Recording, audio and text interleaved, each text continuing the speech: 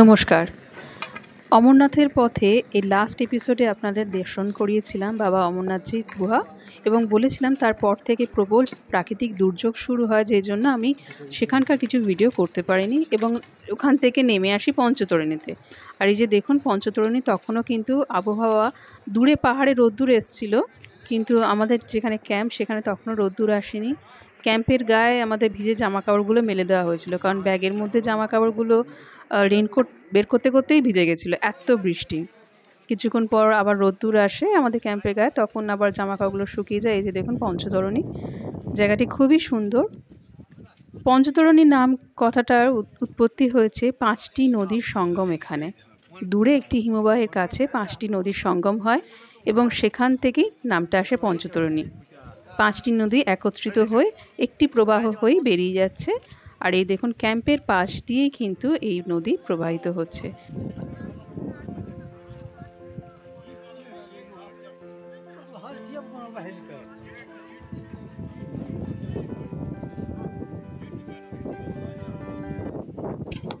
পঞ্চতরণীর আকাশ খুব সুন্দর ছিল। এই যে দেখছেন এটিএম, এটি অস্থায়ী একটি এটিএম, খুবই ভালো সরকারি উদ্যোগে করা। এটিএমে হচ্ছে এখানে আপনি কার্ড দেবেন এবং পাসওয়ার্ড একটা আলাদা জায়গায় দিতে হয়। ওই ল্যাপটপ থাকে একজনের, সেখান থেকে টাকা দেয় ম্যাক্সিমাম 10,000 টাকা। এখন আগে বাড়িয়েছে, আমিও টাকা তুলেছি। দেখুন লাইন এখানে। ভেতরে যেহেতু ক্যামেরা অ্যালাউ নয়, এটা জম্মু কাশ্মীর ব্যাংকের এটিএম। খুবই ভালো উদ্যোগ। টাকা দরকার পড়লে এখান থেকে তুলে নিতে পারবেন।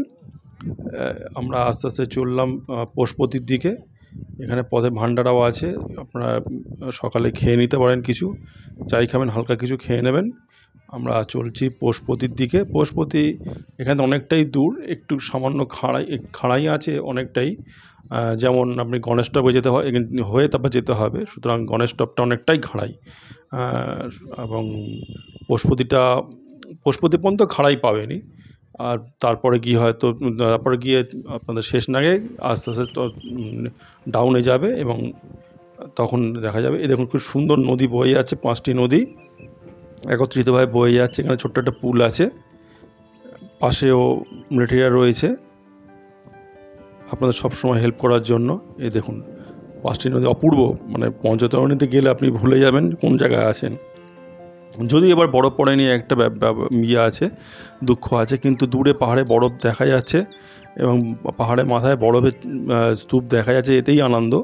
এবং এই দেখুন আর্মি দাঁড়িয়ে আছে, ঘোড়সাওয়ারদের এবং সাধারণ মানুষদের পার করিয়ে দিচ্ছে সুষ্ঠুভাবে। এখানে প্রচুর ঘোড়া দাঁড়িয়ে থাকে, আপনারা যদি কেউ ঘোড়াতে যেতে চান যেতে পারেন। দরদস্তি করে এখান থেকে পশুপতি বা চন্দনবাড়ি পর্যন্ত ঘোরা যায়। রাস্তা যথেষ্ট পরিষ্কার, আপাতত সমতল, কিন্তু কিছুক্ষণ যাওয়ার পরেই এই রাস্তাটা শেষ হয়, তখন উতরাই শুরু হয়।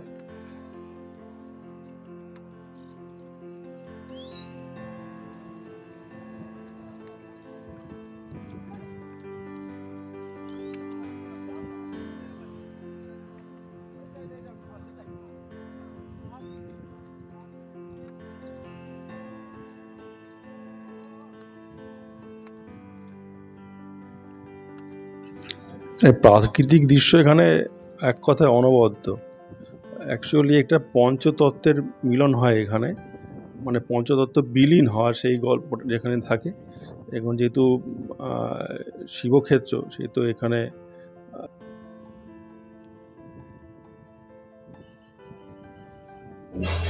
আসলে পঞ্চতত্ত্ব যেটা আছে, ক্ষিতিয়ব, মরুতেজবোম, এখানেই পঞ্চতত্ত্ব বিলীন হওয়ার একটা আছে, যেটা পঞ্চভূতে পঞ্চতত্ত্ব বিলীন হয় শরীরে। এখানেই শিবতত্ত্ব এই স্থানেই সেটা ঘটেছিল। এবং শিব যে অমরত্ব পার্বতীকে কাহিনী শোনান গুহাতে, এবং এই পুরো রাস্তাটাই, এই শিবক্ষেত্র, এই পুরো রাস্তাটাই, মানে আপনি পেহেলগাঁও থেকে বালদা পুরো রাস্তাটাই শিবক্ষেত্র। সুতরাং এক এক জায়গায় এক রকম মাহাত্ম্য আছে। সেই মাহাত্ম্যটা আপনারা না গেলে বুঝবেন না যে ওখানটায় কী পরিস্থিতি, কী মনে হয় সেই সময়। দেখুন এই সময় একটুখানি ওতরাই আছেই শুরু হলো, ওপর দিকে হাঁটা রাস্তা। অ্যাকচুয়ালি এখানে তো কংক্রিটের রাস্তা থাকে না, এইরকম পাহাড়ি রাস্তা। দেখে মনে রাস্তা শেষ হয়ে গেছে, বা রাস্তায় কিছু নেই, চারিদিকে পাহাড় স্তূপ আছে, পাথরের স্তূপ, কিন্তু এটাই হচ্ছে রাস্তা, এইভাবেই যেতে হয়। দেখুন আস্তে আস্তে সবাই যাচ্ছে, ওদিক থেকেও লোক আসছে। আমিও যেহেতু হাঁটছিলাম সেহেতু ক্যামেরা অনেকটাই একটু এদিক ওদিক হয়ে গেছে, আমি যেহেতু মোবাইলেই তোলা এটা পুরোটাই, কোনো রকম এডিটিং আলাদাভাবে কৃত্রিমভাবে কোনো এডিটিং করা নয় এটা। দেখুন এইভাবে একটা রাস্তা মনেই হচ্ছে না, কিন্তু এইভাবে যেতে হবে। এইভাবে দেখুন সামনের দিকে লোকও আসছে, এইভাবে গিয়ে এই পুরো রাস্তাটা চলছে।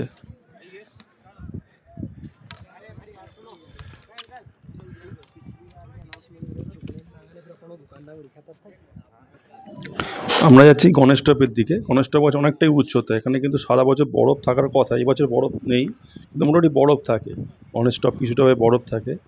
আর এই গণেশ টপে গণেশকে ছেড়ে গিয়েছিলেন এখানে, যেন গণেশ ঠাকুর পরবর্তীকালে নিজে থেকে অমরত্ব প্রাপ্ত হন, নিজের কর্মফলে নিজের যোগ্যতাতে অমরত্ব প্রাপ্ত হয়। সুতরাং এখানে গণেশ ঠাকুর রেখে গেছেন এবং পরবর্তীকালে গুহায় নিয়ে গিয়ে অমরত্ব শোনানো হয়। দেখছেন আমরা এখন গণেশ টপের দিকেই যাচ্ছি, এই অত উচ্চতায়। এখানে কিন্তু খুব সুন্দর জায়গা, আপনারা দেখতে পাচ্ছেন। আমি যখন একটু স্থির হয়ে এই আস্তে আস্তে দেখাবো চারিদিকে। দেখুন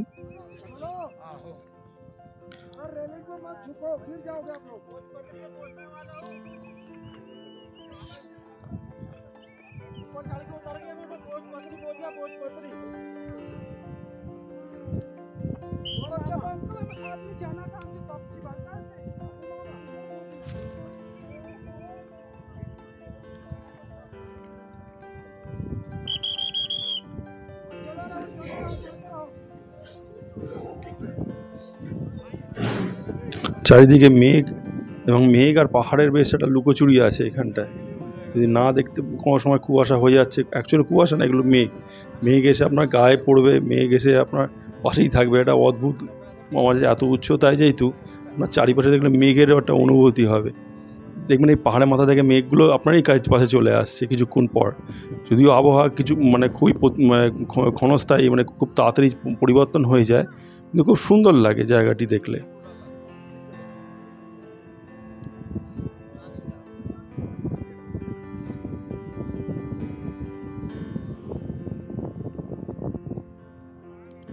এখানে আবহাওয়া এত তাড়াতাড়ি পরিবর্তন হয়। এই দেখছেন আকাশ পরিষ্কার, এই দেখুন আকাশ কীরকম হয়ে গেছে। আমরা সবাই রেনকোট পরে নিয়েছি। একটি জায়গা যেখানে পশুপতি যাওয়ার আগে এখানে ঘোড়া থাকে এবং ঘোড়া চালকরা থাকে। ওরাই সাধারণত অস্থায়ী ক্যাম্প বানিয়ে রাখে ওদের জন্যই। এখানে ঘোড়া দস্তুর করা হয়। এখানে প্রচুর আর্মি থাকে। শরীর যাদের একটুখানি খারাপ হয় তাদের জন্য মেডিসিন আছে। এখানে ওখানে রেস্ট নেয় মানুষ, একটুখানি দাঁড়িয়ে থাকে, রেস্ট নেয় একটু অনেক উচ্চতায়। এরপর পশুপতির দিকে আমরা যাব। দেখুন সবাই রেনকোট পরে ফেলেছে, হঠাৎ করে বৃষ্টি চলে আসছে।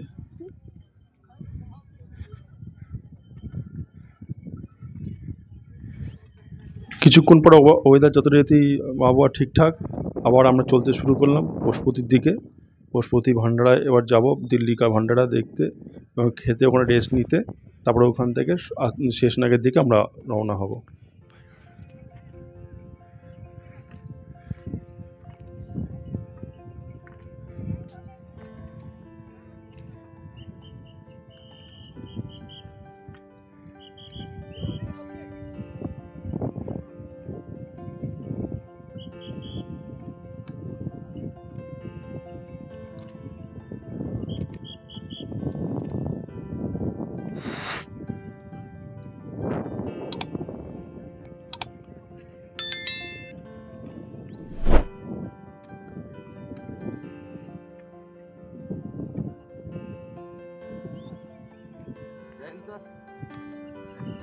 এবার আমরা চলছি পশুপতির দিকে। পশুপতি হচ্ছে একটি উচ্চতম স্থান। এখানে পশুপতিতে সবচেয়ে আকর্ষণীয় হচ্ছে পশুপতির দিল্লি ভান্ডারা। এখানে দিল্লি ভান্ডারা বলে দিল্লি সেবা সংঘ ভান্ডারা, এবং খুব বড় ভান্ডারা দিল্লি। দেখুন সেবক ভান্ডারা দিল্লির সবচেয়ে বড় ভান্ডারা।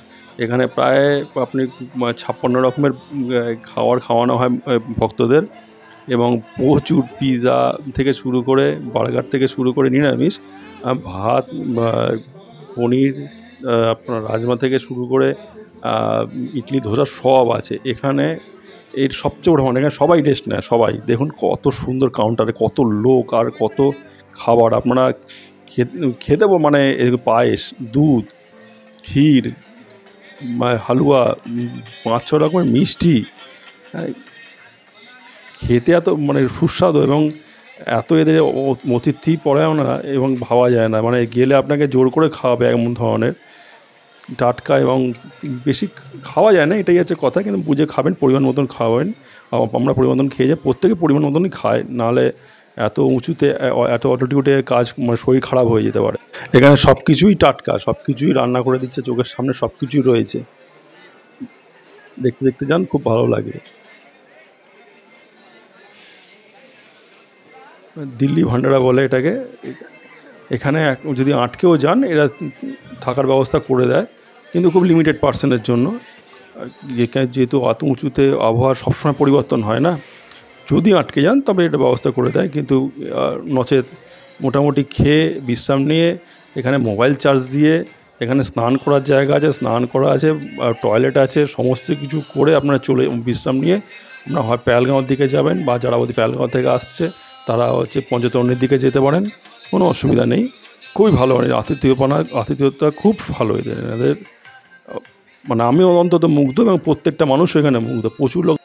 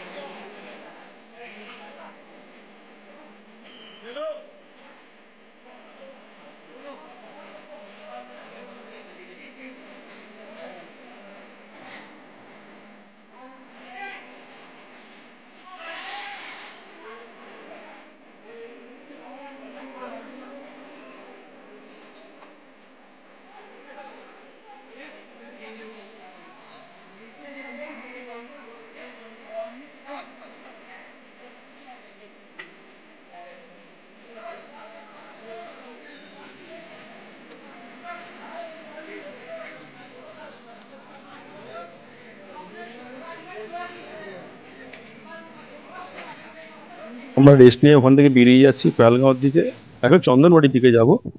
শেষনাগ হয়ে, শেষনাগেও আপনাদের থাকতে হবে, কেন শেষনাগ এখান থেকে অনেকটাই দূর, আমরা অতটা বেশি রিস্ক নিইনি, শেষনাগে ছিলাম। শেষনাগে একটা রাত্রি থাকার পর আমরা আবার চন্দনবাড়ির দিকে শেষনাগ থেকে গেছি, কিন্তু রাস্তাটা অনেকটাই তো, এবং আবহাওয়া যেহেতু আমাদের প্রতিকূল ছিল, সেহেতু আমাদের অনেক রেস্ট নিয়ে নিয়ে যেতে হয়েছিল, মানে স্টে করতে করতে যেতে হয়েছিল। এবার আমরা চলেছি শেষনাগের দিকে ওখান থেকে বেরিয়ে।